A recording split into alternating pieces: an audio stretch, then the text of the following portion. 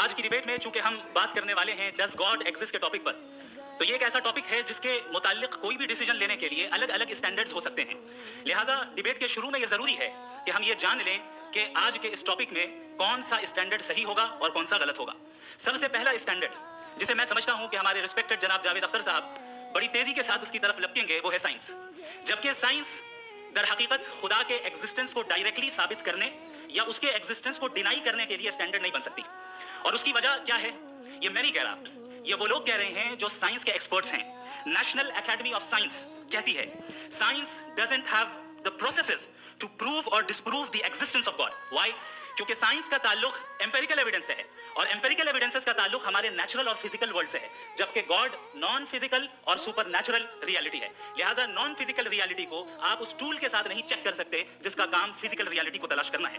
لہٰذا آج اس ڈیبیٹ میں گاڈ کی ایگزسٹنس کو ثابت کرنے یا اسے ڈینائی کرنے میں سائنٹیفک ایویڈنس کو ایکسپٹ نہیں کیا جائے گا. دوسرا اسٹینڈرڈ ہو سکتا ہے ریویلیشن، کہ ریویلیشن کے ذریعے ہم یہ ثابت کریں کہ گاڈ ایگزسٹ کرتا ہے یا نہیں. لیکن یہ اسٹینڈرڈ بھی آج ارریلیونٹ ہے. کیوں؟ کیونکہ ریویلیشن میرے نزدیک سورس آف نالج ہے، ویلڈ سورس آف نالج ہے، لیکن ہمارے جاوید اختر صاحب کے نزدیک یہ ویلڈ سورس آف نالج نہیں ہے. لہٰذا آج کی ڈیبیٹ میں ایک بھی ایویڈنس کسی بھی مذہبی اسکرپچر سے نہیں دوں گا تاکہ جاوید اختر صاحب کے لیے وہ ان ایکسیپٹیبل نہ ہو. تیسرا جو معیار ہو سکتا ہے وہ ہے آبزرویشن، کہ بھائی کوئی کہے کہ ہمیں خدا دکھاؤ، اگر ہے تو دکھاؤ، یا یہ کہ خدا کی ایگزسٹنس پر امپیریکل ایویڈنس دو، تو یہ ہے در حقیقت غلط ٹول کا استعمال کرنا. یہ ایسا ہی ہے کہ جاوید صاحب مجھ سے یہ مطالبہ کریں کہ مفتی صاحب آپ میٹل ڈیٹیکٹر کے ذریعے پلاسٹک ڈیٹیکٹ کر کے دکھائیں. اب چونکہ پلاسٹک ڈیٹیکٹ نہیں ہو پا رہی ہے لہٰذا plastic does not exist. No, you are using the wrong tool. اس ٹول سے پلاسٹک کو ڈیٹیکٹ نہیں کیا جاتا. لہٰذا میں سمجھتا ہوں کہ گاڈ کے ایگزسٹنس پر امپیریکل ایویڈنس کا مطالبہ کرنا ایک بچکانہ مطالبہ ہے، اور ہمارے ریسپیکٹڈ جناب جاوید اختر صاحب اس اسٹیج سے اب بہت آگے نکل چکے ہیں. اب بچتا ہے ایک ہی اسٹینڈرڈ، اور وہ اسٹینڈرڈ ہے عقل، لاجک، ریزننگ. اور یہی وہ اسٹینڈرڈ ہے جس کے تحت گاڈ کی ایگزسٹنس کو ثابت کیا جائے گا یا گاڈ کی ایگزسٹنس کو ڈینائی کیا جائے گا. لیکن چونکہ یہ بہت امپورٹنٹ اور سینسیٹیو ٹاپک ہے، اس لیے لاجیکل آرگیومنٹ بھی ایسا ہونا چاہیے جو ڈیفینیٹو ہو، انڈیفینیٹو نہ ہو، جو 2 اور 2 4 کی طرح بالکل واضح ہو، جسے لاجیکلی ریجیکٹ کرنا پاسبل نہیں ہو. فار ایگزامپل ہم کہیں ہمارے ریسپیکٹڈ مسٹر سوربھ صاحب یہ ایک انسان ہے اور تمام انسان کانشیس بینگ ہے. لہٰذا نتیجہ کیا نکلا؟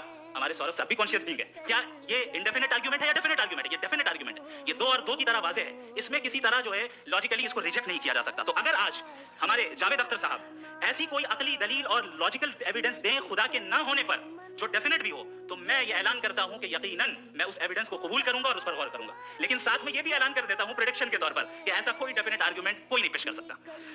دلیل ہم دیں گے اور ڈیفینیٹو دلیل دیں گے، لاجیکل دلیل دیں گے، ایسی دلیل دیں گے جو انٹائر ایتھیسٹک ورلڈ اسے ریفیوٹ نہیں کر سکتی.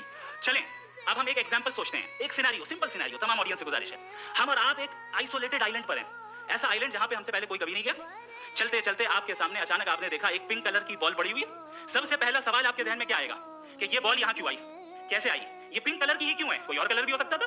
یہ اسی شیپ میں کیوں ہے؟ کوئی اور شیپ بھی ہو سکتا تھا. نیچرلی آپ اس طرف پہنچیں گے کہ کوئی نہ کوئی ہے جس نے ان اسپیسیفک پراپرٹیز کے ساتھ اس بال کو بنایا ہے اور یہاں پہ رکھا ہے. چونکہ آپ جانتے ہیں کہ یہ جو بال ہے اس کا ایگزسٹ کرنا ضروری نہیں ہے. یہ ایگزسٹ کر بھی سکتی تھی، نہیں بھی کر سکتی تھی، اور ایگزسٹ کرنا ہی تھا تو کسی اور فارم میں کرتی، کسی اور کلر میں کرتی. اب آپ اس بال کو ایکسپینڈ کرتے چلے جائیں، ایکسپینڈ کرتے چلے جائیں.